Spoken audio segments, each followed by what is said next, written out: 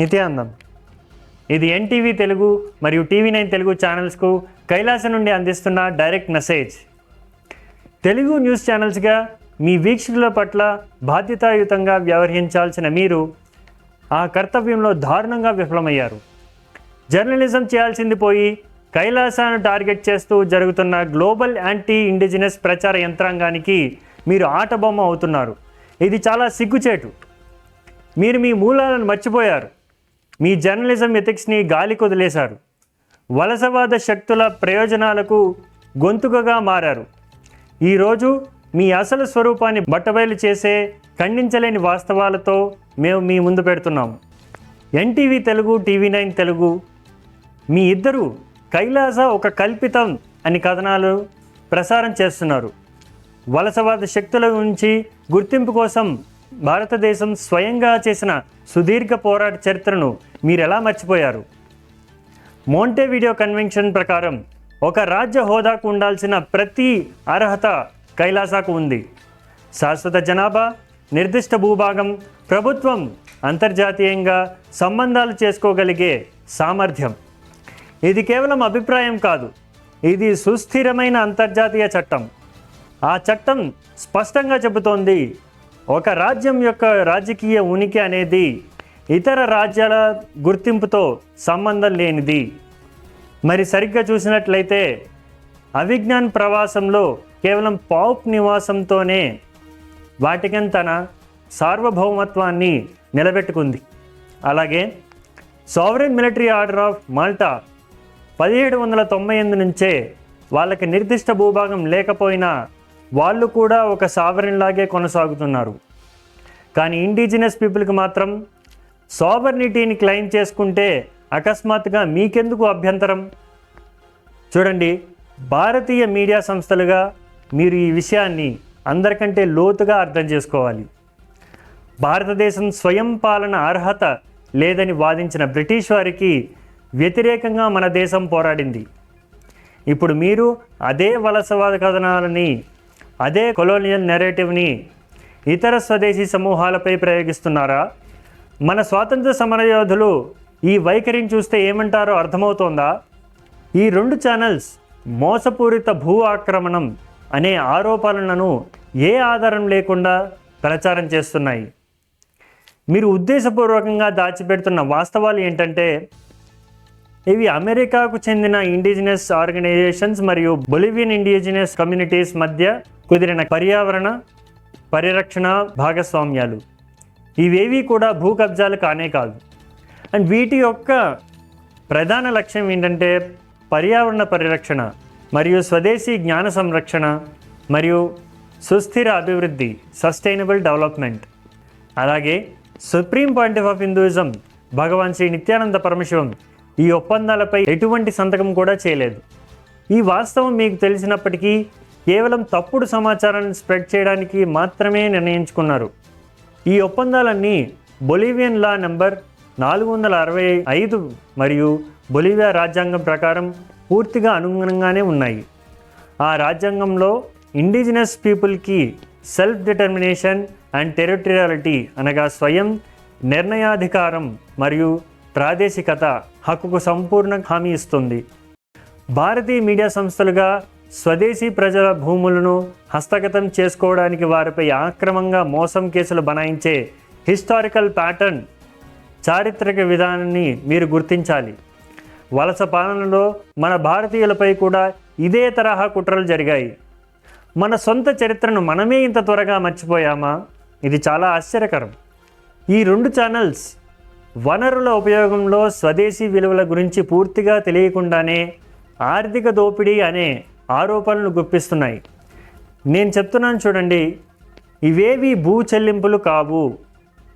ఇవన్నీ ఏంటంటే community development కోసం, పర్యావరణ పరిరక్షణ కోసం, సాంస్కృతిక పరిరక్షణ కోసం పెడుతున్న పెట్టుబడులు, ఇన్వెస్ట్మెంట్స్.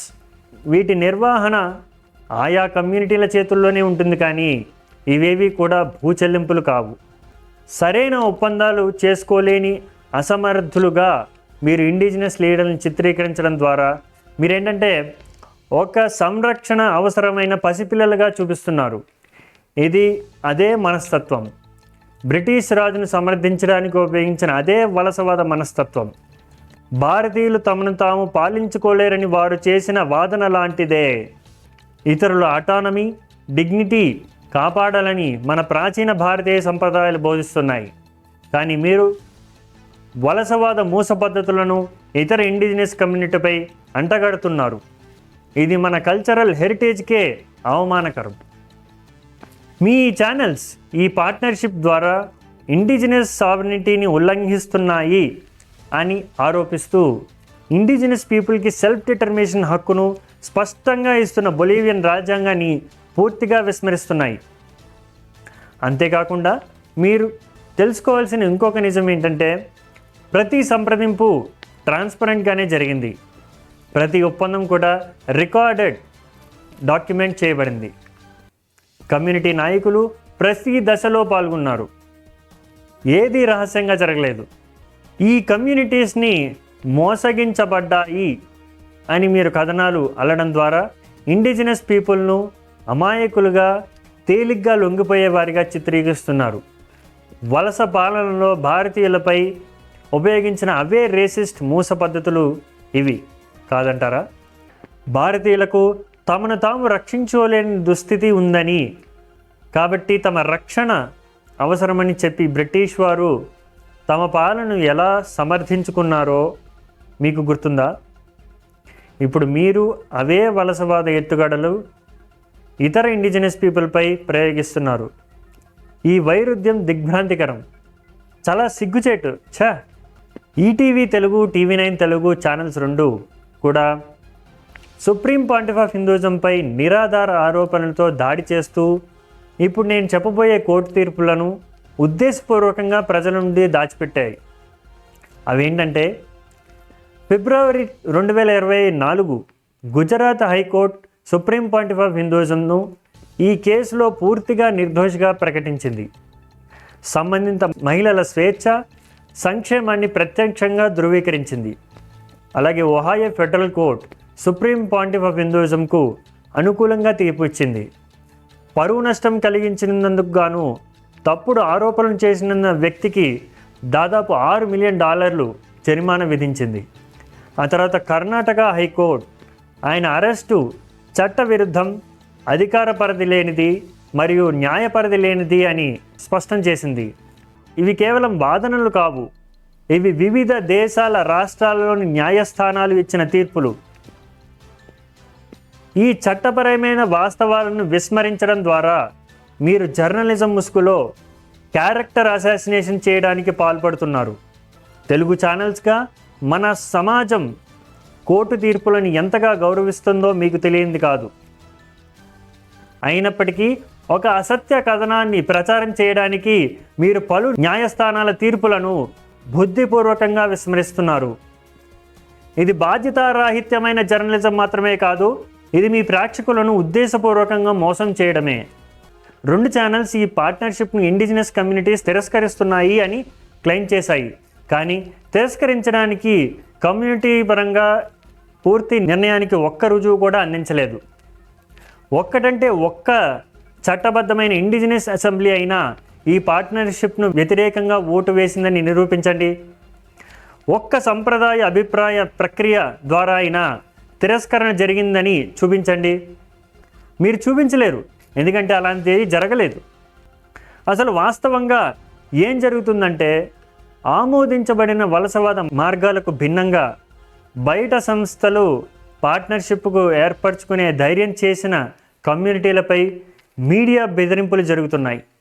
భారతీయులను మతపరంగా, కులపరంగా విభజించి బ్రిటిష్ వారు అదే వ్యూహాలను ఉపయోగించారు. ఇప్పుడు మీరు కూడా అదే పద్ధతులు ఉపయోగించి ఇండిజినస్ కమ్యూనిటీస్ని విభజించడానికి తోడ్పడుతున్నారు. ఈ చారిత్రాత్మక వైరుధ్యం మీకు ఏమాత్రం కనిపించడం లేదా?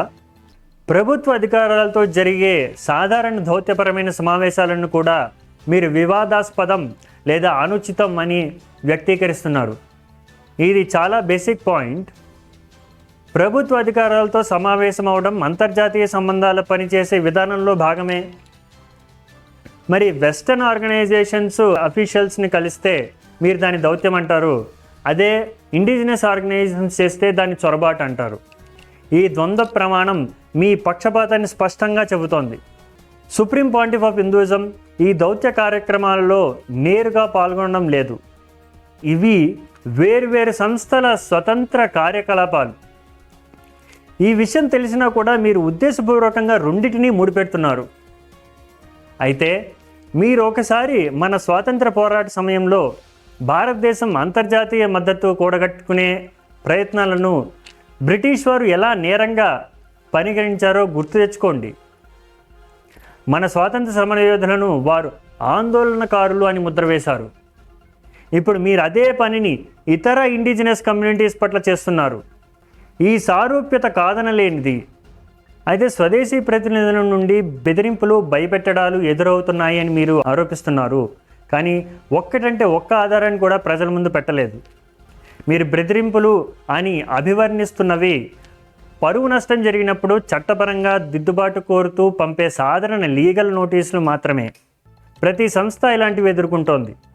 వాస్తవాలను సరిచేయమని అడిగినందుకే మీకు వచ్చిన ఈ ఆగ్రహం చాలా విషయాలు స్పష్టం చేస్తోంది. అసలు వాస్తవానికి నిజమైన బెదిరింపులు జరుగుతున్నదే మీడియా సంస్థల నుండే. అది కూడా ఇండిజినస్ ఆర్గనైజేషన్స్తో కలిసి స్వదేశీ సమూహాలపైనే.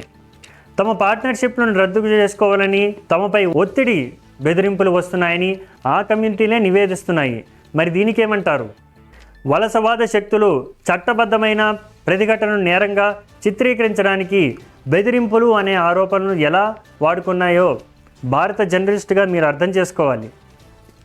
బ్రిటిష్ వారు గాంధీజీ అహింసా పోరాటాన్ని సైతం భయపెట్టడం అనే అన్నారు. ఇప్పుడు మీరు అదే పదికట్టు పదజాలాన్ని ఇండిజినస్ సావరెంటీ మూమెంట్స్కు వ్యతిరేకంగా వాడుతున్నారు.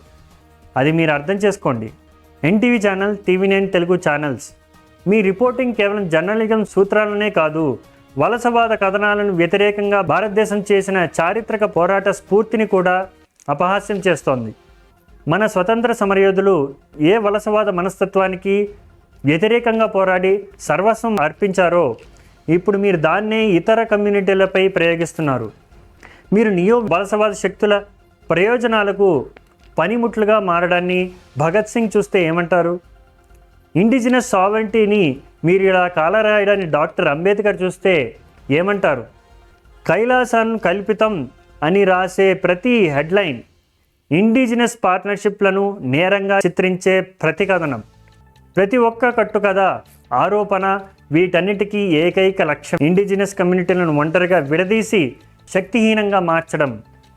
సరిగ్గా ఇదే వలసవాదులు కూడా కోరుకునేది. ప్రపంచవ్యాప్తంగా 40కు పైగా మీడియా సంస్థలు ఈ హింసాత్మక ప్రచారంలో తమ పాత్రను గుర్తించి ఇలాంటి తప్పుడు కంటెంట్ను ఆల్రెడీ తొలగించాయి. మీరిప్పుడు ఈ వలసవాద కథనాలను ప్రసారం చేయడాన్నే ఇంకా కొనసాగిస్తారా, లేక ఇలాంటి దుష్ప్రచారాన్ని వ్యతిరేకంగా భారతదేశం చేసిన పోరాటాన్ని గుర్తు చేసుకుంటారా చెప్పండి. భారతీయ మీడియా సంస్థలుగా వలసవాద ఎత్తుగడలను పసిగట్టడంలో మీకు ప్రత్యేక బాధ్యత ఉంది. ఎందుకంటే వాటి దుష్పరిణామాలు మనం ప్రత్యక్షంగా అనుభవించాం. ప్రపంచవ్యాప్తంగా జరుగుతున్న ఇండిజినస్ సావరెంటీకి వ్యతిరేకంగా జరుగుతున్న గ్లోబల్ క్యాంపెయిన్ని మీరు తెలిసి వాళ్ళకి పాములుగా మారడం ఇకనైనా ఆపండి. ప్రపంచమంతా గమనిస్తూనే ఉంది. చరిత్ర వీటినన్నిటినీ నమోదు చేసుకుంటోంది. చివరిగా సత్యమే గెలుస్తుంది. సత్యమేవ జయతే. నిత్యానందం.